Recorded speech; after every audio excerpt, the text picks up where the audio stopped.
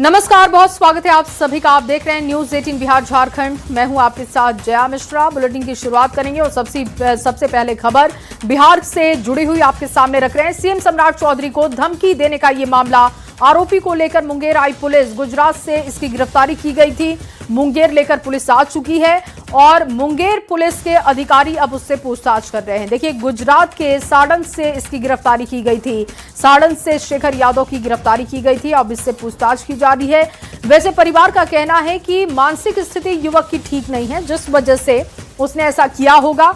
अरुण शर्मा ज्यादा जानकारी के साथ जुड़ चुके हैं। अरुण, मुंगेर पुलिस पूछताछ कर रही है, क्या अब तो कोई बात सामने आई है? इसने क्यों सीएम को धमकी दी?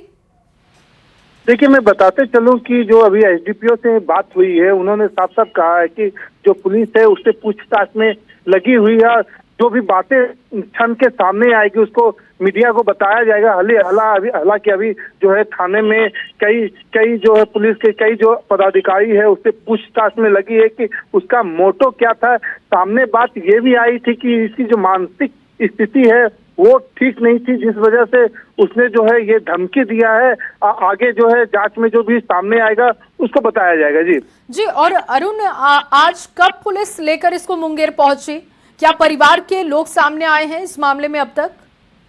जी नहीं, अभी आज जो है सुबह में ही जो है पुलिस लेके उसको जो है यहाँ मुंगेर पहुंची है। उसके बाद फैमिली को भी इसकी सूचना दे दी गई है। हालांकि फैमिली की जो है बगल के ही जिले बांका के रहने वाले हैं, वहां से फैमिली अभी तक नहीं आई है।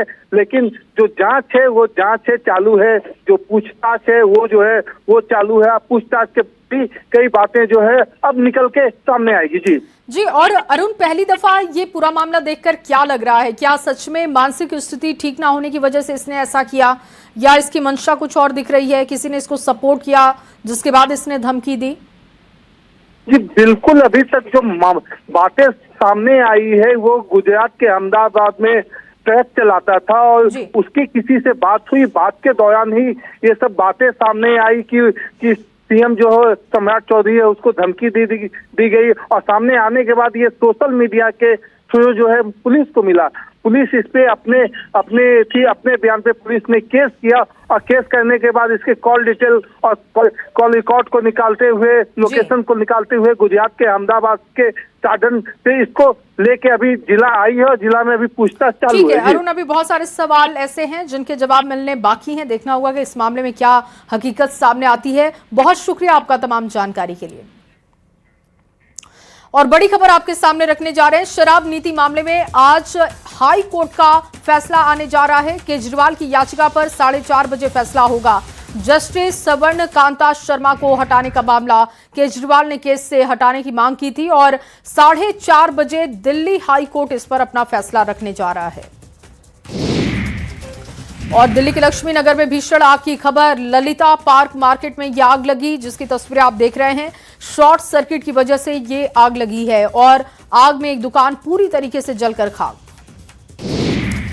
दिल्ली के कापस हेड़ा में फायरिंग का मामला देखने को मिला, जहां पर ज्वेलर्स के साथ लूटपाट की कोशिश की गई। 2 से 3 बदमाशों ने लूटपाट की कोशिश की और भीड़ को देखते हुए मौके से बदमाश फरार हो गए।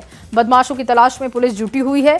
साउथ वेस्ट डिस्ट्रिक्ट के कापस हेड़ा के समालका इलाके में ज्वेलर्स पर हमला किया गया है। लूट की कोशिश की गई, कई राउंड फायरिंग की गई। बदमाश वहां से फरार हो गए हैं। बंदूक सड़क पर गिरी। साउथ वेस्ट डिस्ट्रिक्ट का ये पूरा मामला बताया जा रहा है। समालका इलाके में बीती रात 2 से 3 बदमाश आते हैं। ज्वेलर्स के साथ लूटपाट की कोशिश होती है। कई राउंड यहां पर गोलियां चलाई जाती है और जैसे ही भीड़ मौके पर पहुंचती है, बदमाश फरार हो जाते हैं। सर 3 लड़के थे, वो सुनार भाई अपनी दुकान बंद करके आ रहे थे, तो उनको यहाँ पे घेर लिया मंदिर से। घेर के वो 2 लड़कों ने छीना जब्ती करी है। उसके बाद एक हवाई फायरिंग भी करी है और छीना जब्ती वो कर नहीं पाए, तो इतने में भीड़ इकट्ठा हुआ तो वो भाग गए, डर के भाग गए वो। और एक गन उनका यहाँ छूट गया था, गिर गया था। अब वो पता नहीं, शायद पुलिस वालों के पास में। हाँ जी। तो क्या लूट की वारदात? हाँ जी, लूट की वारदात करने आए। और अमेरिका और ईरान के बीच जंग खत्म करने को लेकर एक बड़ी खबर सामने आ रही है, जो आपके सामने रख रहे हैं। अमेरिकी मीडिया के मुताबिक इस्लामाबाद में मंगलवार को दूसरे दौर की वार्ता होने वाली है और इस्लामाबाद में प्रस्तावित दूसरे दौर की अहम वार्ता शुरू होने से पहले अनिश्चितता के बादल छाए हुए हैं। ईरान में अमेरिका के साथ बातचीत और अपने प्रतिनिधियों को भेजने से इनकार किया गया। ईरान की न्यूज एजेंसी के मुताबिक जब तक ईरान पर नौसैनिक नाकेबंदी जारी रहेगी तब तक पाकिस्तान में बातचीत के लिए कोई डेलीगेशन नहीं पहुंचेगा। ईरान ने आरोप लगाया है कि अमेरिका ने ज्यादा मांगे रखी, बार बार अपना रुख बदल रहा है। आपको बता दें कि 22 अप्रैल 2026 सीज फायर की मियाद खत्म हो रही है और उससे पहले माना जा रहा है कि एक बार फिर से इस्लामाबाद में ईरान और अमेरिका का डेलीगेशन बैठेगा। और इस बीच अमेरिकी राष्ट्रपति ट्रंप ने धमकी देते हुए कहा कि ईरान के पास आखिरी मौका है, अगर परमाणु समझौता नहीं हुआ तो ईरान के इंफ्रास्ट्रक्चर पर बड़े हमले होंगे। ट्रंप ने बातचीत फेल होने पर पावर प्लांट ब्रिज को टारगेट करने की धमकी दी। नीतीश कुमार ही विधानसभा में अपना उत्तराधिकारी चुनेंगे, इस वक्त की बड़ी जानकारी आपके सामने रख रहे हैं। जेडीयू विधायक दल की बैठक में नेताओं के चर्चाओं के बाद बैठक में नेताओं ने नीतीश कुमार को ही विधायक दल का नेता चुनने की जिम्मेदारी सौंप दी। सभी नेताओं ने एकमत से नीतीश कुमार को यह अधिकार दिया। एक अड़े मार्ग में जेडीयू विधायक दल की बैठक में नीतीश कुमार भी शामिल थे और इस मौके पर नीतीश कुमार ने पार्टी के तमाम नेताओं को आश्वस्त किया कि आप लोग चिंता मत कीजिए, सब अच्छा होगा। उन्होंने बैठक में एक और बड़ी बात कही, जल्द ही एक बार फिर पूरे बिहार का वो दौरा करेंगे। और जेडीयू विधायक दल की बैठक खत्म होने के बाद पार्टी के मुख्य प्रवक्ता नीरज कुमार का बयान सामने आ चुका है। उन्होंने कहा कि सभी विधायकों ने एकमत से पूर्व मुख्यमंत्री और राष्ट्रीय अध्यक्ष नीतीश कुमार को विधायक दल का नेता चुनने के लिए अधिकृत किया है। नीतीश कुमार ने राज्य भर में भ्रमण कर कार्यकर्ताओं, सहयोगी दलों से मिलने की बात कही और उनका पूरा बयान क्या है आपके सामने रखते हैं। नीतीश कुमार जी जो पार्टी के सर्वमान्य नेता और राष्ट्रीय अध्यक्ष हैं, उनको विधायक दल का नेता चुनने के लिए अधिकृत कर दिया गया। अब वह विधायक दल का नेतृत्वकर्ता कौन होगा वह तय करेंगे। माननीय नीतीश कुमार जी ने आश्वस्त किया कि मैं संसदीय कार्य से दिल्ली रहूंगा। इसके अलावा पार्टी के साथियों के साथ और पार्टी के साथियों से मिलना, यह कि पटना नहीं, राज्य के विभिन्न इलाके में जाकर के और गठबंधन के साथियों के साथ मिलना, साथ ही साथ जो विकास कार्य किए गए हैं उसकी प्रगति की अद्यतन स्थिति क्या है यह लोगों से जानकारी लेंगे। तो यह हमारे लिए सुकून है कि मैं हूं ना, ये आज चरितार्थ हो गया। और वहीं बिहार में महिलाओं की सुरक्षा को लेकर सीएम सम्राट चौधरी ने बड़ा बयान दिया। बीजेपी की महिला आक्रोश रैली के मंच से सम्राट चौधरी ने कहा कि बिहार में महिलाओं की सुरक्षा पर जो भी खतरा पैदा करेगा या उनकी सुरक्षा से खिलवाड़ करेगा, उसे पाताल से भी ढूंढकर उसको अंजाम तक पहुंचाएंगे। सम्राट चौधरी ने कहा कि आपकी सुरक्षा के लिए आपका भाई सम्राट चौधरी यहां खड़ा है और महिलाओं की सुरक्षा से खिलवाड़ करने वालों को बख्शा नहीं जाएगा। और बिहार की महिलाओं को स्वस्थ करना चाहता हूं। बिहार के महिलाओं की सुरक्षा के लिए पहले तो बिहार में अभिभावक के तौर पर नीतीश कुमार जी आपके बीच में काम कर रहे थे। आदरणीय प्रधानमंत्री जी अभिभावक के तौर पर काम कर रहे हैं, लेकिन एक एक महिलाओं को बता देना चाहता हूं, ये आपका भाई सम्राट चौधरी यहाँ पर खड़ा है। आपके लिए कोई भी असुरक्षा की स्थिति खड़ा करेगा तो उसको पाताल से भी खोजने का काम करूंगा, उसको छोड़ नहीं सकता। और आपके सामने एक और बड़ी खबर रखने जा रहे हैं। इंडो नेपाल बॉर्डर सुरक्षा पर अहम बैठक, केंद्रीय गृह मंत्री अमित शाह करेंगे बैठक। 2 मई को दिल्ली एमएचए में वो बैठक करने वाले हैं और बिहार के मुख्य सचिव, डीजीपी भी इसमें शामिल होंगे। गृह मंत्रालय के बड़े अधिकारी पहुंचेंगे, सीमांचल के अधिकारी वीसी से जुड़ेंगे और सीएम सम्राट चौधरी भी वीडियो कॉन्फ्रेंसिंग के माध्यम से इस बैठक का हिस्सा होंगे। और बड़ी खबर जमुई से अब आपके सामने रख रहे हैं, जहां पर नगर थाना क्षेत्र के खैरमा में कुख्यात अपराधी ढेबू यादव की गिरफ्तारी के दौरान पुलिस की टीम पर हमला किया गया।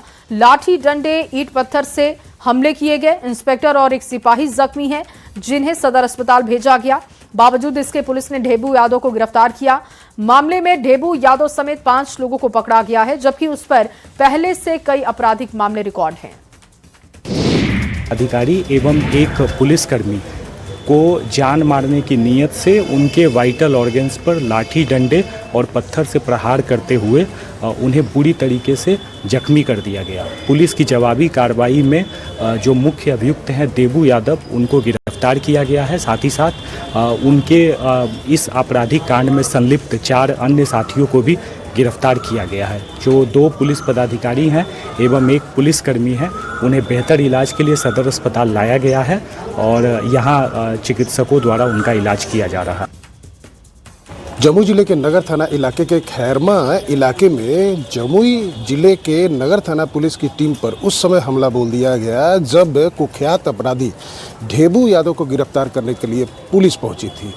पुलिस की टीम में जो लोग थे उन पर ढेबू यादव और उसके कुछ लोग, परिवार के लोग और उसके साथी ने लाठी डंडे और से हमला कर दिया और पत्थर भी चलाए। इस दौरान 2 सब इंस्पेक्टर, एक से बिहार पुलिस के 1 सिपाही को चोट लगी है, गंभीर रूप से घायल हैं, जिनका इलाज सदर अस्पताल में हो रहा है। और जो जानकारी मिली है कि जो कुख्यात अपराधी ढेबू यादव है, उस पर लगभग 1 दर्जन से अधिक जो मामला दर्ज है, आपराधिक मामला दर्ज है, जिसमें रेल से जुड़े हुए अपराध भी है।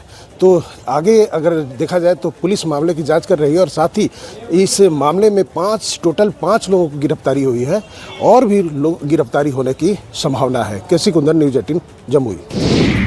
और अगली बड़ी खबर गोपालगंज से अब आपके सामने रख रहे हैं, जहां पर दबंगों ने रास्ता बंद कर दिया। स्कूल का रास्ता बंद किया गया।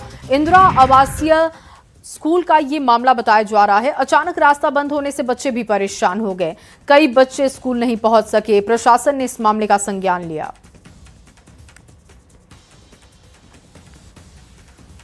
आप लोग रोड जाम किए हैं? अब बच्चों का जाने आने का रास्ता बंद है। हाँ। और स्कूल का रास्ता बंद है। हाँ। हम रास्ता मांगते हैं यहाँ से रोड पर से स्कूल में जाए, इसलिए रोड को बंद किए आप लोग। इसलिए रोड को बंद और ये आप देख सकते हैं बच्चे भी साथ में बैठे हुए हैं। जिसका रोड है, जिसका वेटी है, जमीन है, वो रास्ता बंद कर दिए हैं और आने जाने का रास्ता नहीं है, और इसीलिए हम बंद किए हैं। अच्छा। पढ़ने वाला विद्यालय लड़का भी है और यहाँ भी बैठे हैं, वहाँ खड़े हैं, इन लोगों का दिक्कत है। और अगली खबर अब आपके सामने पटना से रखने जा रहे हैं, जहां रामकृष्णा नगर थाना क्षेत्र में दिन दहाड़े लूट की घटना को अंजाम दिया गया। 22 घंटे से ज्यादा का समय इस घटना को बीत चुका है, लेकिन अब तक पुलिस के हाथ खाली हैं। लूट कांड में शामिल 5 में से 1 अपराधी को पुलिस अब तक पकड़ने में नाकाम रही। और बता दें आपको कि कल पुरानी भारत गैस गोदाम कॉलोनी स्थित एक आभूषण दुकान में दोपहर 2:44 पर 5 हथियारबंद अपराधी घुसते हैं। 2 बाहर खड़े होकर रेकी करते हैं, जबकि 3 अपराधी दुकान में दाखिल होते हैं। दुकान में घुसते ही पिस्टल की नोक पर दुकानदार को कब्जे में लिया जाता है। गाली गलौज करते हुए लूटपाट होती है। अपराधी दुकानदार के सिर पर पिस्टल की बट से हमला कर देते हैं, जिससे उसका सिर फट गया। महज 1 मिनट में अपराधी 15 से 20 लाख के गहने लेकर वहां से फरार हो जाते हैं। इसमें 4 किलो चांदी, 100 ग्राम सोना शामिल है। लूट की ये पूरी घटना सीसीटीवी में कैद है, लेकिन पुलिस अब तक अंधेरे में ही लकीर पीट रही है। और चलिए आगे बढ़ते हुए आपके सामने एक और खबर रखेंगे। उससे पहले आपको बता दें, मोतिहारी से ये जानकारी आ रही है, जहां तुर्कौलिया थाना क्षेत्र के मोहनवा गांव में नट जाति से जुड़े रफीक मियां के परिवार के 6 सदस्य, जिन्होंने हिंदू धर्म अपना लिया। परिवार के सदस्यों ने बताया कि उनके पूर्वज मूल रूप से हिंदू थे, लेकिन सालों पहले धर्म परिवर्तन हो गया था। अब अपनी इच्छा से वो वापस सनातन धर्म में आने का फैसला कर चुके हैं और इसके लिए सभी सदस्य शहर के नरसिंह बाबा मंदिर पहुंचे।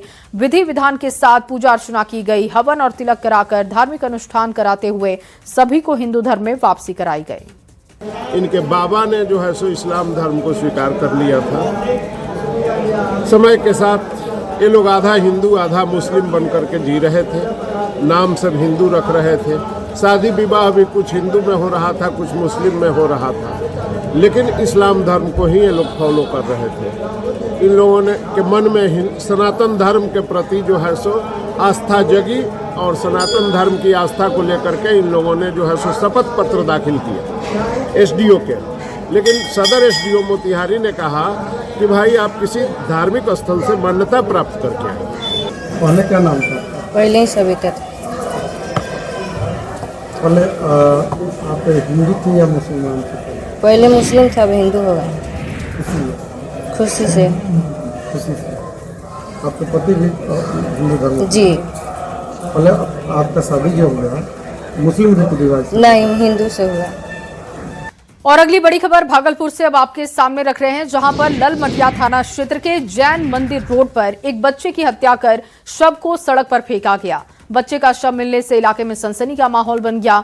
मृतक साहिबगंज कबीरपुर के मोहम्मद इजहार का बेटा समीर था। शरीर पर कई जगह पर गहरे जख्म के निशान हैं। परिजनों ने बच्चे की हत्या की आशंका जताई है। उनका कहना है कि किसी ने बच्चे को मारा और इसके बाद सड़क पर फेंका गया। इसको रात भर घर में था नहीं, हम लोग सोचे दूसरे घर पे सोया हुआ है। उसके बाद पता नहीं चला, सुबह हम जब देहात गए तब पता चला हमको कि समीर को मार के कूड़े गाड़ी में फेंक दी। कहाँ पर मिला है? जय मंदिर रोड में। क्या करता था ये खस्सी का दुकान में रहता था। हाँ, कब सूचना मिला तुम्हें? ये सुबह 9 बजे। 9 बजे सूचना मिला? हाँ। फिर पुलिस आया? हाँ। हाँ। क्या लगता है? भगना लगता है। मैंने क्या लगता है घटना कैसे हो गया? घटना इसको मारा गया है। हाँ, हत्या किया गया वैसे। किसी पे शक भी है? हाँ, सच। और अगली खबर समस्तीपुर से अब आपके सामने रख रहे हैं, जहां पर एक युवक मोबाइल टावर पर चढ़ गया, जोर जोर से चिल्लाने लगा। घटना कल्याणपुर थाना क्षेत्र के अंतर्गत माधोपुर टारा गांव की है। घटना की सूचना मिलते ही मौके पर भारी भीड़ पहुंची। बाद में डायल 112 को सूचित किया गया। टीम वहां पर पहुंची और काफी समझाने के बाद युवक को नीचे उतारा गया।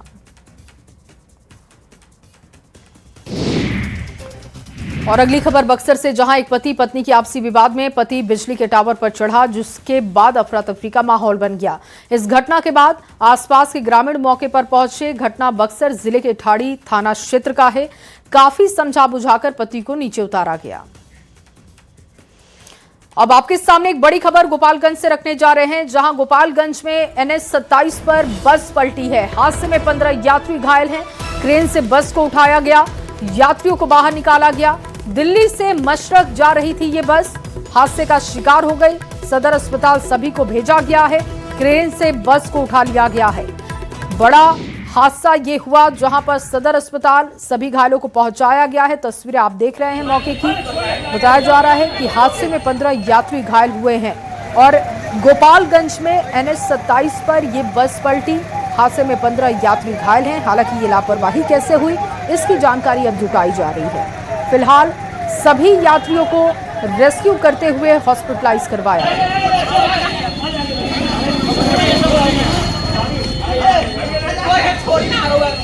और वहीं जामताड़ा के सुभाष चौक इलाके में चोरी की एक बड़ी घटना ने स्थानीय व्यापारियों की चिंता बढ़ा दी है। अज्ञात चोरों ने शुभम ज्वेलर्स दुकान को निशाना बनाते हुए लाखों रुपए के जेवर चुरा लिए। शुरुआती जांच में पता लगा कि चोर दुकान के पीछे लगे वेंटिलेटर को तोड़कर अंदर दाखिल हुए।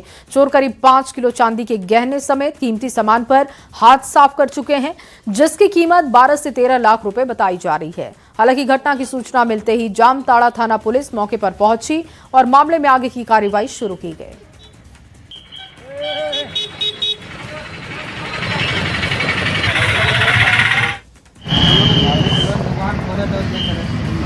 क्या क्या चोरी हुआ? चांदी का सामान लगभग 5 किलो चांदी है। कीमत कितना होगा? कीमत आज का रेट में हो जाएगा करीब 11 लाख का। इससे पहले भी हुआ था क्या? इससे पहले 15 साल पहले हुआ। साहिबगंज से बड़ी खबर आपके सामने रख रहे हैं। सब्जी मंडी में भीषण आग लगी। पहाड़ स्थित सब्जी मंडी में सोमवार को करीब 3:30 बजे ये आग लगी है और घटना के बाद इलाके में अफरा तफरी का माहौल बन गया। तस्वीरें आप देख रहे हैं। आग बहुत तेजी से फैली। देखते ही देखते उसकी लपटों ने दर्जनों दुकानों को अपनी चपेट में लिया। कई दुकानें पूरी तरीके से जलकर खाक हो गईं। घटना के कारणों का अब तक पता नहीं है। सूचना मिलने के बाद दमकल की 2 गाड़ियां मौके पर पहुंची, लेकिन तब तक आग ने विकराल रूप ले लिया था। स्थानीय लोगों की मदद और दमकल विभाग की कड़ी मशक्कत के बाद आग पर काबू पाया गया। घटना के बाद से पूरे इलाके में मायूसी है। बोकारो से बड़ी खबर। डीवीसी बोकारो प्लांट में हादसे की जानकारी मिल रही है। थर्मल प्लांट में बड़ा हादसा हो गया। थर्मल पावर प्लांट में बड़े हादसे की जानकारी। एक चौंकाने वाली घटना यहां से सामने आई, जहां बोकारो थर्मल में डीवीसी पावर प्लांट में एक खाली रैक बेकाबू हो गया और बेकाबू रैक ने पावर प्लांट को तोड़ते हुए आगे ये बढ़ता है। बाहर खड़ी एक कार को टक्कर मारते हुए उसे दूर तक घसीटता है। इस दौरान गाड़ी का मालिक और सह चालक बेबस होकर सिर्फ देखते रह गए। ये पूरी घटना सीसीटीवी में कैद है, जो इस वक्त आप भी देख रहे हैं। सूचना मिलते ही रेलवे के अधिकारी भी मौके पर पहुंचे। हालांकि मामले को लेकर डीआरएम ने जांच के आदेश दिए। चाईबासा से एक बड़ी खबर आपके सामने रख रहे हैं। सड़कों पर फिर से हाथियों का झुंड दिख रहा है। एक बार फिर से ग्रामीणों में दहशत का माहौल बना हुआ है। बार बार इलाके में हाथियों की दस्तक दिखती है। चाईबासा के नोवा मुंडी क्षेत्र में झारखंड ओडिशा सीमा क्षेत्र में हाथियों का झुंड दिखाई दिया है सड़कों पर, और इसमें हाथी का बच्चा भी शामिल है। हाथियों की वजह से शाम के समय लोग घर से बाहर निकलने से डरते हैं। इसी कड़ी में गुवा थाना क्षेत्र के नोजिया गांव के पास भी हाथियों का झुंड दिखा। हाथियों के अचानक गांव के नजदीकी पहुंचने से ग्रामीणों में दहशत का माहौल बना। और अगली खबर गुमला से, जहां के भरनो प्रखंड में एक बार फिर से जंगली हाथियों का आतंक दिखा।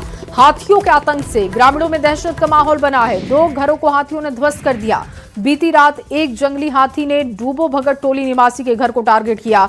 हाथियों ने घर को पूरी तरीके से ध्वस्त कर दिया। परिवार के लोगों ने भागकर अपनी जान बचाई।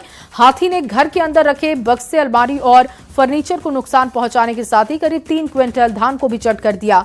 और इसके बाद हाथी ने खगसी टोली निवासी के घर को भी निशाना बनाया। सूचना मिलने पर वहां पर मुखिया पहुंचे। पीड़ित परिवारों से मुलाकात उन्होंने की और क्षति का आकलन किया गया। सरकारी प्रक्रिया पूरी करते हुए जल्द मुआवजे की बात कही गई। राजधानी रांची से ये खबर, जहां सुकरहुट्टू के फुटबॉल मैदान में 5 मई से 11 मई तक विशाल शिव महापुराण कथा का आयोजन हो रहा है। और इस कार्यक्रम में कथावाचक के तौर पर मशहूर कथावाचक प्रदीप मिश्रा पहुंचने वाले हैं। इस कार्यक्रम को लेकर रांची में विशेष तैयारी हो रही है। कार्यक्रम में लाखों की संख्या में भक्तों के पहुंचने का अनुमान है। शिवाला सेवा समिति इस कार्यक्रम में पंडाल बनाने का काम शुरू कर चुका है। बहुत बड़े कथावाचक हैं यहाँ पे, और उनका बहुत बड़ा संख्या में भक्तजन है यहाँ पे, तो उन्हीं के लिए ये आयोजन किया जा रहा है। सुकरहुट्टू 5 तारीख से 5 मई से 11 मई तक का ये कार्यक्रम होने का है। और अभी जो टाइमिंग है वो 1 से 4 बजे तक का कथा का टाइमिंग है। लगभग 2 से 4 लाख पर डे के हिसाब से हम लोग उम्मीद कर रहे हैं कि भक्तजन का आगमन होगा। और पूर्णिया से बड़ी खबर अब आपके सामने रख रहे हैं, जहां पर युवक की पीट कर हत्या कर दी गई।